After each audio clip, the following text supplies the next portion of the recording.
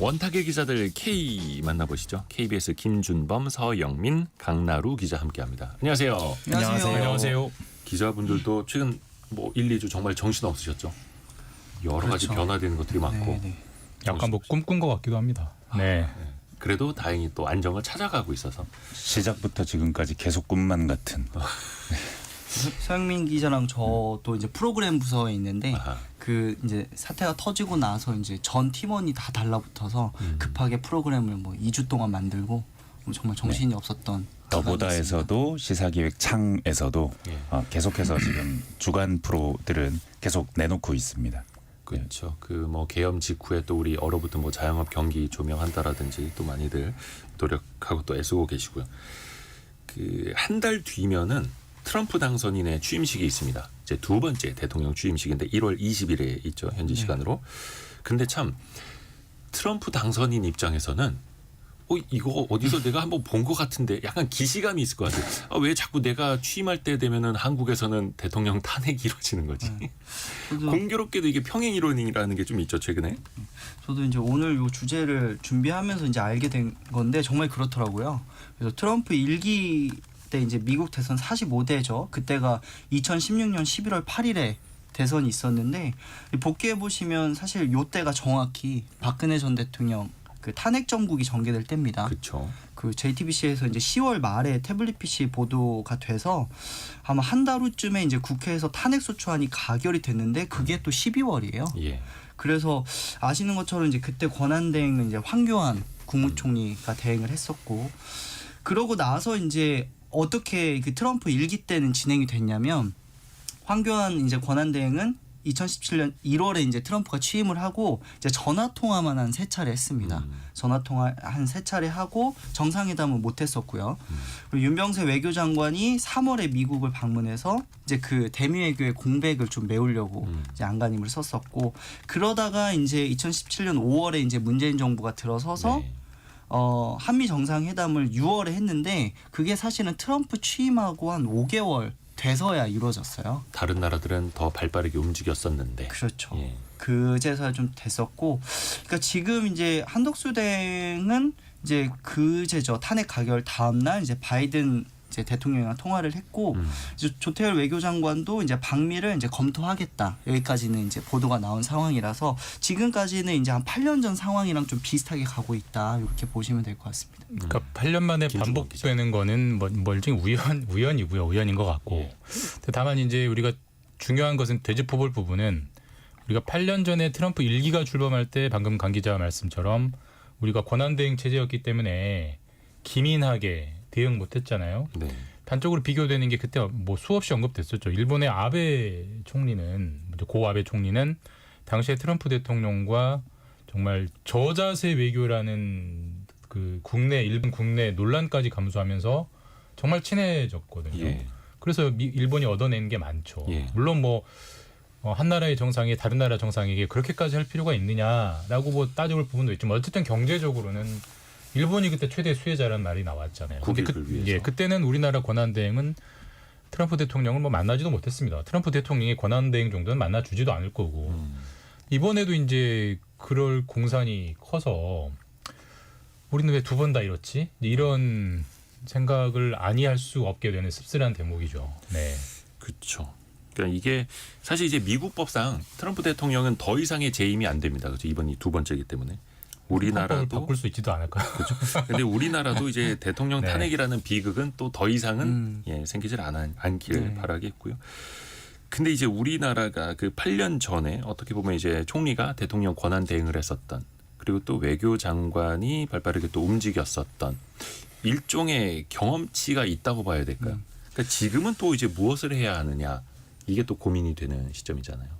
그러니까 저희가 이제 8년 전 상황과 또 비슷하다라고 볼 수도 있지만, 근데 어떻게 보면 여러 면에서 더 비슷하지도 않고 더 안 좋은 상황이다 이런 분석도 많이 나옵니다. 그러니까 한 3가지 측면에서 그런데 일단은 뭐 이제 박근혜 전 대통령 탄핵도 우리 사회에 되게 이제 비극적인 일이었지만 이번 탄핵은 또 특히나 그 비상계엄 사태라는 더 이제 민주주의 시각에서 보면은 더 부정적으로 바라볼 수 있는 시각이 있기 때문에 미국에서도 이제 이번 탄핵을 이제 8년 전보다 더 이제 안 좋게 바라볼 수가 있는 게 하나 있고요.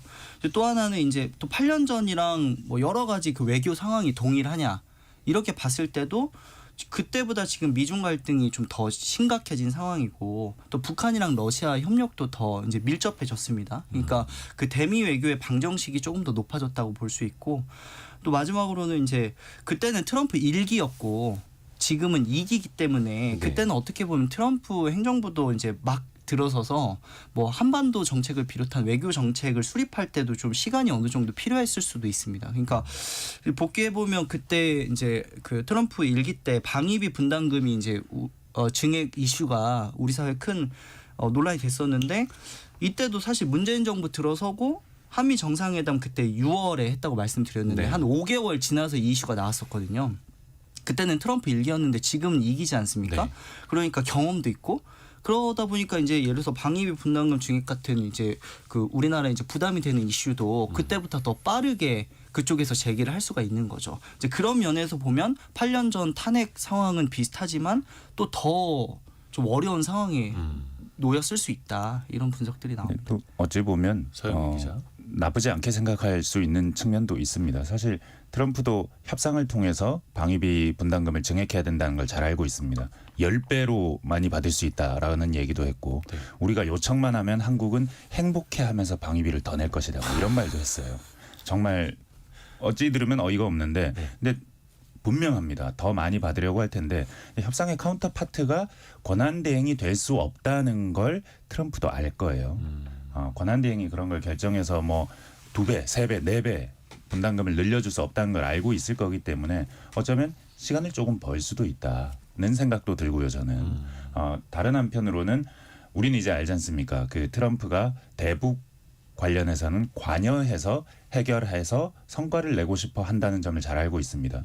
그 어쩌면 우크라이나 같은 곳, 중동 같은 곳에서 트럼프는 철수하고 싶지만 왜냐하면 거기는 군대를 투입하면 너무나 많은 돈을 써야 하기 때문에 그쪽에는 관여하고 싶지 않지만 여기 북한 관련해서는 돈을 쓸 필요도 없고 이거 딜만 되면 주한미군도 줄일 수 있고 그런 측면에서 이건 남는 장사거든요. 트럼프의 입장에서는 전통적인 그 미국의 동맹 정책하고는 다르지만 그런 측면에서 북한하고 관여해서 뭔가 해결하려고 한다고 했을 때 그건 우리 입장에서는 긴장 완화하고 직결되는 거거든요. 그런 측면에서 나쁘지 않은 측면도 있다고 생각합니다.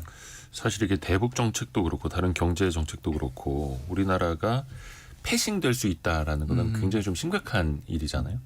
그게 또 이제 외교적인 공백 사이에서 또 일어날 수도 있는 거고요. 어제 트럼프 당선인이 죄송합니다. 대통령처럼 느껴져가지고 이미 뭐 파워는 그 정도예요. 네. 당선인이 사실상의 첫 기자회견을 했어요. 당선된 이후에 어제 누구를 만났냐면은 손정의, 그러니까 손마사요시, 그러니까 소프트뱅크 회장과 트럼프 당선인이 만났는데, 그래서 손정의 회장이 143조 원. 네. 143조 원 대미 투자 계획을 발표했습니다.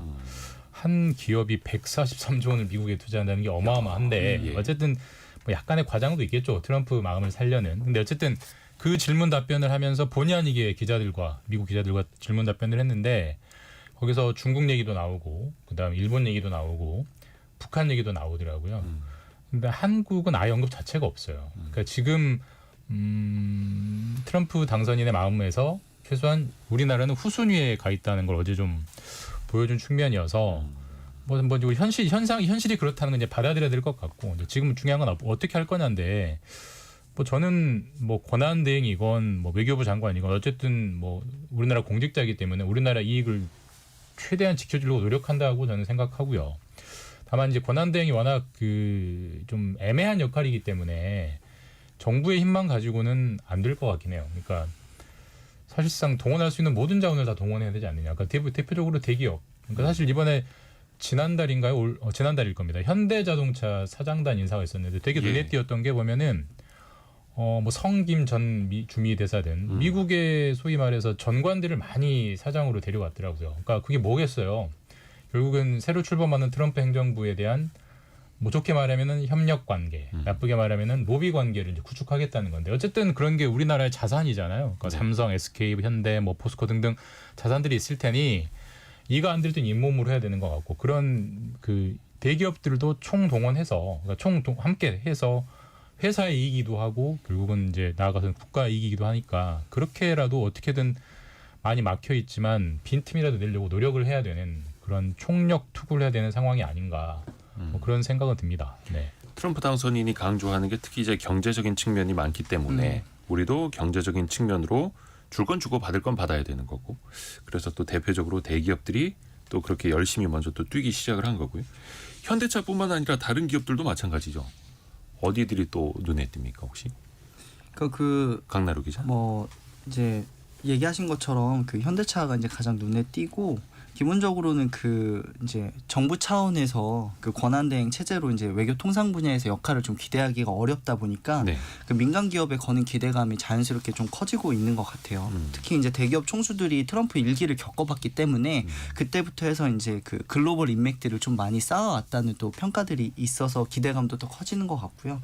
그래서 현대차는 얘기하신 것처럼 이제 성김 전 주한 미국 대사를 대외 협력 사장으로 임명을 했고 또 LG 같은 경우에도 백악관 이제 부비서실장을 워싱턴 사무소장으로 해서 이렇게 특히나 이제 트럼프 일기 인사들을 이렇게 전진 배치한 게 좀 눈에 띕니다. 그 뭐 기업들 얘기도 있지만 저희가 이제 그 워낙 그 트럼프 일기 때도 우리는 이제 주군 권력을 상대하지 않는다라고 얘기를 했다고 해서 아 이게 권한대행 체제로 이게 되겠느냐라는 비관적 전망이 있는 것도 사실이지만 또 한덕수 권한대행이 또 통상교섭본부장이랑 그 주미대사를 지내기도 해서 그러니까 그렇죠. 약간은 이제 뭐 이제 권한대행이긴 하지만 그런 부분에서 약간 또 이렇게 닿아 있지 않느냐라는 기대감도 있습니다. 좀 오래전 이야기이긴 합니다만 한덕수 현재 제 대통령 직무대행이 98년이었더라고요. IMF 외환위기 어떻게 보면 이제 직후 혹은 그 당시에 통상교섭 본부장을 했었고 맞습니다. 2000년대 초반에 주미 대사도 했었고 무역협회 회장도 했었고 그분은 1998년에 통상교섭본부장이었는데 아직도 권한대행이세요? 대단하시죠. 엄청난 엄청 오래전 이제 70대 중반이시기 때문에 어떻게 보면 그 경험 경륜 엄청나게 많은 거죠. 그 네트워크가 조금 더 잘 발휘가 됐으면 하는 바람들 가져보고 대기업 총수들도 보면은 지금 한경협 회장, 풍산그룹 회장의 네. 류진 회장도 뭐 미국 쪽 네트워크가 강한 걸로 유명하고 미국통이라고. 사실 그래서 한경협 회장이 이번에 그 직전에 맞습니다. 오르신 예. 것도 이유가 있고 신동민 롯데그룹 회장 같은 경우에는 2019년이었을 겁니다. 그 아마 루이지애나주에다가 대규모 케미컬 공장, 화학 공장 투자하면서 트럼프 대통령 아예 집무실 가서 만났었죠. 그 사진 한 장이 되게 유명하게 남아 있고. 다만 그게 앞으로도 또 어떻게 발현이 될 것이냐. 트럼프 대통령 입장에서는 날 또 만나려면 뭔가 더 추가를 투자를 하시오 이럴 수도 있는 거고요. 그러니까 지금 뭐 마로라고 리조트에 다 줄을 서 있다고 하니까요. 찬밥 더운밥 가릴 처지가 아닌 것 같아요. 저는 저희가 가진 모든 인적 자원을 총동원해야 되는 우리 프로야구 한국 시리즈 7차전 되면은 그때는 뭐 선발 투수고 불펜 투수 이런 거 없잖아요. 한 이닝에 3명씩 투입하기도 하고 그래야 되는 상황이 아닌가. 네. 그렇죠. 얼마 전에 네. 보니까 애플의 팀 쿡 CEO도 트럼프 자택까지 찾아갔다. 이게 또 기사화가 되더라고요. 사실 지금까지 실리콘밸리에서는 일론 머스크를 제외하면 이렇다 할 트럼프를 지지하거나 트럼프에게 우호적인 성향을 보인 CEO가 별로 없었거든요. 근데 일단 막상 이제 트럼프가 되고 나니 발등에 불이 떨어진 겁니다. 그리고 지금까지는 그 트럼프가 일기 때는 그렇게 큰 그립을 지지 못했지만 지금 슈퍼 트럼프라고 하는 사람들이 많거든요. 예. 상하원 다 장악했고 그리고 트럼프는 4년 해봤고 앞으로 4년밖에 더 못하고 연임도 없고 자기 하고 싶은 걸 원 없이 할 거기 때문에 굉장히 강력한 트럼프적인 정책들이 나올 거라서 실리콘밸리도 긴장하고 있으니 우리도 얼마나 긴장해야겠습니까? 그러니까 상원, 하원, 네. 또 참모진도 그렇고 어떤 분은 완전체라고 표현을 하더라고요. 네. 더 강력하게 돌아왔다.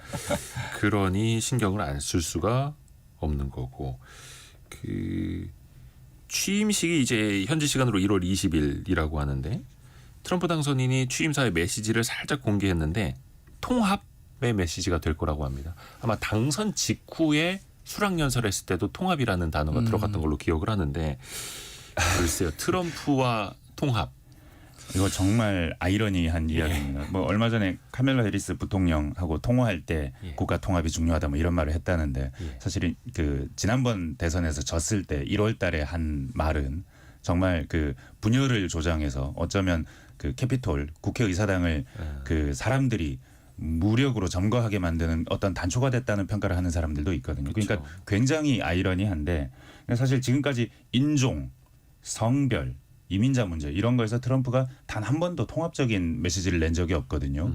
사람이 기분 좋을 때 뭔 얘기를 못 합니까? 그런 거죠. 뭐. 당선됐는데 이제 대통령인데 구체적인 행동이 필요한데 근데 구체적인 행동이 나온다면 그게 우리 무역 정책 측면에서도 나쁘지 않을 수 있습니다. 대외 통합 아니면 이제 정말 지구촌 리더 국가로서의 통합 이런 걸 얘기할 수도 있지 않겠습니까? 너무 꿈 같은 얘기. 그럴 리는 없을 것 같고요. 그냥 약간 정치적 미사여구인 것 같아요. 뭐 우리 지금 뭐 우리 정치에서도 그런 게 보이지 않습니까? 이제 민주당도 스탠스가 달라지잖아요. 뭐 탄핵을 자제하겠다 이런 얘기도 하고 그런 게 원래 이제 좀 승세가 보이면 통합의 그러니까 포용의 자세를 보이는 게 정치적으로 득점이 되는 거니까 저는 그러는 것 같고 사람이 쉽게 바뀌는 게 아니기 때문에 또 이제 트럼프 대통령이 화나거나 자극받으면 저는 본성이 나올 거라고 생각합니다. 그러니까 말보다는 행동을 봐야 된다. 자극받을 일이 없어요. 상원도 하원도 태클을 걸지 않을 것이고. 해외에서 중국 등이 자극할 수가 있죠. 네. 아. 네. 이게 이제 강나루 기자? 지난주에 이제 MBC 인터뷰에서 또 통합의 메시지가 될 거다. 그러니까 취임사 핵심 메시지를 물어보니까 통합이 될 거다라고 했는데 이제 거기에다 덧붙인 게 미국의 성공이 통합을 가져온다고 생각한다 이렇게 말했다고 해요. 그러니까 미국의 성공이 통합을 가져온다. 그래서 저도 이게 무슨 말인가 좀 생각을 해봤는데, 그러니까 미국의 성공을 이제 생각하는 거는 맞는 것 같아요. 일단 미국 우선주의로 해서 이제 다시 미국을 위대하게 만들겠다고 해서 이제 당선이 됐으니까요. 그러면 그 통합이 사실 트럼프는 그렇게 생각할 수는 있을 것 같아요. 일단 미국 우선주의로 미국 사람들이 더 잘 살게 되면 관세를 많이 때리든 어떻게 되든 그러면 미국 사람들은 지금보다 조금 더 잘 살게 되면 그거는 미국 내에 통합은 뭐 이루어질 수 있는 거 아니냐라는 걸로 뭐 해석은 해볼 수 있지 않을까 뭐 이런 생각을 했습니다. 원래 스포츠에서도 승리 많이 하고 우승하는 팀은 많이 잘 통합되어 있다. 단결한다. 이렇게 평가를 하죠. 그러니까 트럼프 대통령도 결국 우리가 승리하면 통합하게 될 것이다. 네. 또 이렇게 이야기하는 것 아닌가 생각이 들기도 하고요. 일단은 트럼프 당선이 나고 정상회담은 언제가 될지 모르겠습니다만 하기는 해야 하는 건데 당장 우리나라에서는 누가 만날 것이냐, 누가 그 취임식에 갈 것이냐 이것도 하나의 관심사입니다. 그러니까 그 취임식이 일단은 뭐 탄핵 정국이고 윤석열 대통령은 물리적으로도 불가능한 게 지금 출국 금지이기 때문에 아예 불가능하고 대기업 총수이지 않을까 이제 추정을 하고 있습니다만 그 일기 행정부 때 사례를 생각해 보면 2017년 당시에 기업인 중에서는 이제 하나 김승현 회장이 유일하게 이제 초대장을 받았다고 하죠. 근데 그때 이제 건강 문제로 이제 불참했다고는 하지만 그렇기 때문에 이번에 또 하나 회장 김승현 회장한테 좀 그 주목이 되고 있고 특히나 또 트럼프 당선인이 이제 그 윤석열 대통령 통화할 때 조선업 협력을 또 강조했어서 네. 한화가 또 하나오션을 가지고 그렇죠. 있지 않습니까? 예, 그래서 이제 대우조선해양. 예. 그래서 김승현 회장 이번에도 좀 초대장을 받을 수 있는 거 아닌가 이런 분석들이 많이 나오는 것 같습니다. 특히 조선업은 트럼프 당선인도 이제 미국 군함 건조라든지 수리 네. 측면에서 네. 봤을 때 한국의 도움이 필요하다 이렇게 몇 차례 이야기를 했고요. 어쩌면 IRA 같은 건 태양광 아니면 배터리 이런 쪽은 트럼프가 좀 경시하는 부분이기 때문에 지금까지 협력이 적어질 수 있고 반도체 분야 역시도 굉장히 압박이 강해질 수 있는데 이 조선은 다릅니다. 미국이 조선 함정을 건설할 그 자체 능력이 없기 때문에 한국 업체들의 도움이 필요할 겁니다. 요점을 활용하는 것도 중요한 전략이 될 것 같습니다. 저는 근데 조선업에 대해서 이제 트럼프 대통령이 협력을 요청했다는 전화 이후에 조선업의 시황을 되게 좋게 보는 전망들이 많은데 네. 저는 그것도 좀 봐야 되는 것 같아요. 그러니까 이제 거래를 당연히 이제 미국에서 우리나라의 군함을 만들어 달라거나 수리를 해달라는 발주는 분명히 늘어날 거예요. 분명히 늘어날 텐데 왜냐하면 거기는 미국 스스로 건조한 능력이 없으니까 발주가 중요한 게 아니고 제값을 줘야 됩니다. 그렇죠. 후려치면서 만들어 달라고 하면 우리는 미국이기 때문에 막 끌려가면서 만들 텐데 우리만 손해 보는 거거든요. 그래서 그러니까 우리가 일반적인 대통령이라면 일반적인 정부라면은 당연히 제값을 쳐줄 거라고 기대하고 합리적인 의사결정을 하는 게 맞지만 트럼프 대통령은 모릅니다. 럭비공 같은 사람이기 때문에 얼마나 후려칠지를 모르기 때문에 그리고 어떤 무리한 요구를 할 수 있어서 그것도 지켜봐야 되는 대목인 것 같아요. 네. 저도 이제 최근에 조선업 관련 전문가들 만나서 좀 이야기할 기회가 있었는데 이익률에 대해서는 좀 걱정을 하더라고요. 말 그대로 얼마나 남길 수 있을 것이냐. 또 미국에다 투자를 더 많이 하도록 그렇게 유도를 할 건데 특히 전문 인력 측면에서도 한국에서도 인력이 모자라는데 그 그렇죠. 인력들을 이제 미국으로 보내서 그쪽에서 수리라든지 이런 쪽을 이제 담당하게 된다면 국내 조선업에도 좀 인력 측면에서 영향을 받을 수 있다. 이런 이제 양측의 양면성이 있는 거죠. 동시에 일자리 측면에서도 문제입니다. 사실은 우리나라 그 조선업이나 아니면 뭐 IRA 관련 산업들도 마찬가지고 일자리 창출 능력이 꽤 큰 제조업들입니다. 근데 특히 조선업은 정말 일자리가 많은데 이 일자리가 미국으로 간다라는 얘기일 수도 있거든요. 그러면 똑같은 투자를 해도 우리나라에 미치는 영향 혹은 긍정적인 효과는 굉장히 작아질 수 있습니다. 그거 굉장히 고민스럽습니다. 그렇죠. 일단 취임식에 누가 가는지는 조금 더 지켜봐야겠고 근데 또 주목되는 게 미국에서 중국의 시진핑 주석에게도 초청을 했다고 합니다. 취임식에 와달라. 근데 이게 그냥 말만 한 겁니까? 말만 건넨 겁니까? 사실 이제 정상이 대통령 취임식에 직접 가는 일은 거의 흔치 않다고 하더라고요. 사실 저는 이거를 어쨌든 미국 대통령 취임식이니까 저는 사실 잘 몰랐어서 이게 뭐 약간 축제 같은 거니까 해외 정상도 초대할 수 있는 거 아닌가 이렇게 생각했었거든요.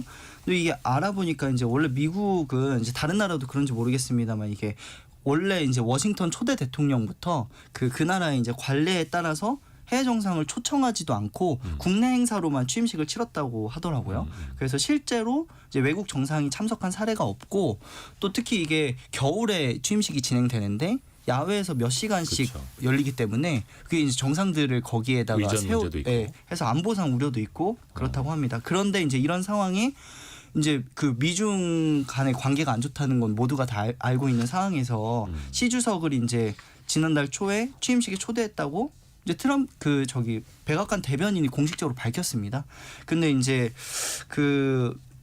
중국에서는 지금 공식적으로 확인을 아예 안 하고 있고 또 이게 전례도 없기 때문에 실제적으로 시 주석이 참석할 가능성은 거의 없다라고 많이 보는 것 그래서 같아요. 일반적으로 취임한 다음에 정상회담을 별도로 잡게 되는 게 정상회담의 정상적인 수순. 미국도 안 올 거 알고 초청했을 거예요. 그 보여주기 식으로. 그쵸. 네. 아까 뭐 통합을 얘기했던 것처럼 우리 크게 큰 형님처럼 포용 있게 나가겠다 이런 느낌을 주려고 초청한 게 아닐까 싶습니다. 말로써. 네. 그렇죠. 저는 또 하나 궁금한 게 1월 20일 취임일 그 취임식 장소에서 일론 머스크가 과연 몇 번째 자리에 앉을 것인가. 이거 되게 궁금합니다. 카메라 안에는 잡힐 것 같은데. 당연히 샷을- 제일 앞줄에 앉지 않을까요? 거기 안 앉혀주면은 두 사람 관계가 파국이 될 것 같은데. 그 돈 룩업이라는 영화를 보면은 거기에도 이제 재벌이 대통령의 가장 후원을 많이 한 재벌 이야기가 나오는데 그 정책 하나하나를 옆에서 배나라 감나라까지 하는. 그래서 정말 그 대통령 중요 참모 회의를 하는데도 옆에서 대통령한테 잠깐 저 좀 보시죠. 그럼 이제 대통령이 바로 나와서 만나주는. 약간 그런 상징적인 존재 아닐까라고도 또 저는 떠오르더라고요. 뭐 머스크가 뭐 트럼프 이제 그 대통령 당선되고 나서 거의 집에 안 가고 뭐라고라 리조트에서 거의 산다는 보도도 많이 나오는데요. 거의 동거? 거의 그렇게 시간을 많이 보낸다고 나올 정도로 그렇게 가까운 사이가 돼서 근데 저는 이게 두 괴짜의 만남이기 때문에 굉장히 재밌는 스토리 포인트는 많긴 한데요. 네. 워낙 언론의 보도는 많이 되는데 조금 떨어져서 보면 저는 이게 미국이 어떻게 보면은 뭐 50년 뒤 100년 뒤의 역사가들이 혹시라도 미국이 몰락하는 포인트 그 시점으로 잡을 수도 있을 것 같아요. 왜냐하면 우리가 이번 계엄 탄핵 때도 봤지만 민주주의가 굉장히 결점이 많은 체제지만 어쨌든 그걸 이상을 대체할 우리가 시스템은 없고 그래서 그 원칙을 회복하는 게 얼마나 중요한지를 우리가 몸소 체험을 했잖아요. 민주주의에서 정치 권력과 경제 권력은 최대한 떨어뜨려야 됩니다. 그래야 나라가 부패하지 않아요. 그거는 뭐 만고불변의 인류의 역사에서 다 여러 차례 확인된 건데 여기는 지금 완전히 밀착을 하고 있거든요. 그렇죠. 밀착을 하는 게 두 영웅들의 영웅담으로 그려지니까 멋있는 것 같은데 저게 과연 미국에 도움이 될까요? 미국적 가치가 앞으로 배울 만한 가치라는 세상 사람들의 인식을 과연 유지하는 데 도움이 될까요? 아니 반대죠. 미국은 저건 아닌 것 같은데. 이런 생각들을 하는 좀 계기가 될 것 같아요. 어느 선이라는 게 있을 텐데. 그래서 저희가 이번 주 토요일에 별책부록 시간에 특히 그 민주주의와 자본주의, 정치와 경제에 대해서 같이 좀 고민해보는 그런 콘텐츠 기다리고 있습니다. 민주주의적 자본주의의 위기라는 책을 이번 주 별책부록 때 같이 한번 읽어보시죠.